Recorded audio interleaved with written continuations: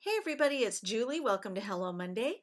Today I'm going to be combining a stamp set called Wildflowers by Concord and Ninth along with some Essentials by Ellen products. This is one of my favorite techniques and layouts because it's so quick and easy to do, and it's super fast for mass production.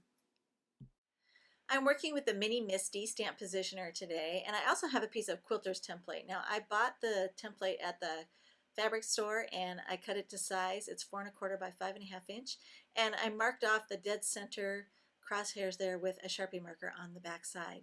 Now these templates come with a pre-printed 1/4 inch grid, which makes it nice for using in your layout planning.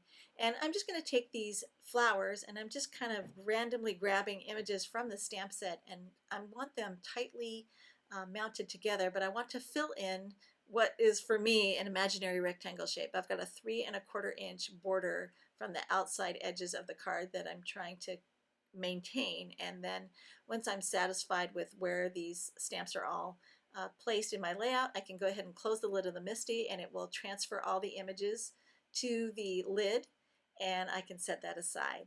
So now I'm going to take my base card, which is Nina Solar White, 110 pound, and I've already scored it there at the center at 4¼ and I'm using that as a guideline for creating my background. And I'm using a direct to paper method by taking a pigment ink pad. This is Bubblegum Pink by Mama Elephant, and I'm just dragging that gently across the surface of my card to create a rectangle shape that will fill the background when I stamp my images over the top.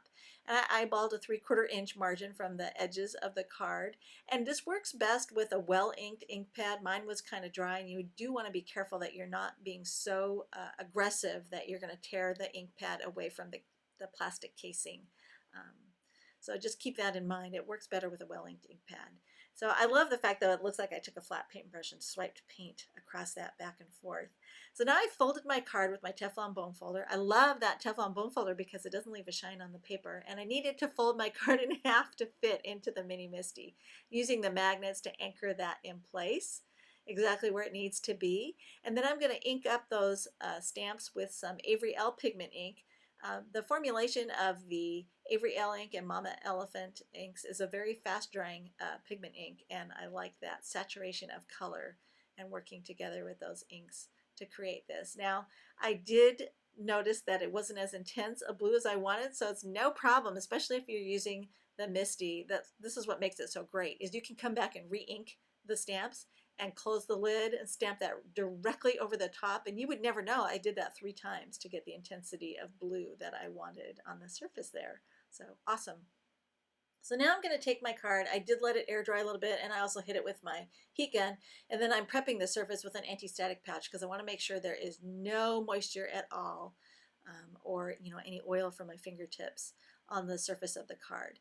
So I'm going to anchor it down with some washi tape, make sure it doesn't slide around on my work surface there and it stays closed. And I'm going to ink up the words "You Are" from the Totally Awesome stamp set with some Versamark ink. And then I'm going to apply some embossing ink over the top. This is Hero Arts White, and this is why I had to make sure that stamp surface, the card surface, was prepped, was completely dry, the ink was all dry, and there was no moisture at all on the surface there.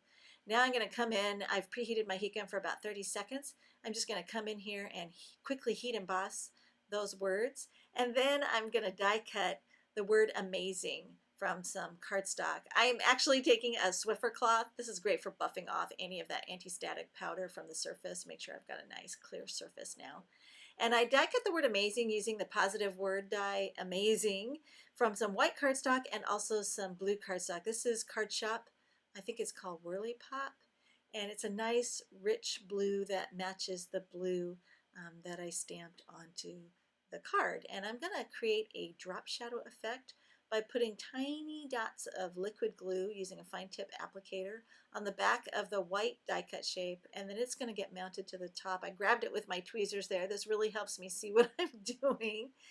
And I'm offsetting the word in white over the word in blue, and you'll see when I flip it over a little bit how it's offset.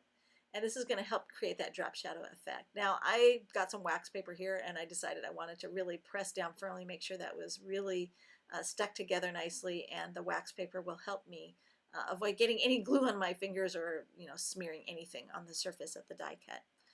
So to pop this up 3D, you don't have to. You could just apply more liquid glue on the back and mount it that way, but I thought it would be fun to pop this up. So this is a really fun trick, is to take these mini glue dots, cut them in half, and then roll them between your fingers to make little teeny tiny glue balls.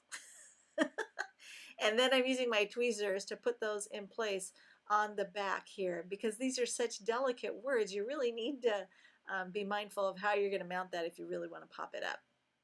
So now that I have my little tiny glue balls on the back there, I can go ahead and use my tweezers to anchor that in place, and there you can see how it created this super cool drop shadow effect on the card. It looks a lot thicker than it really is.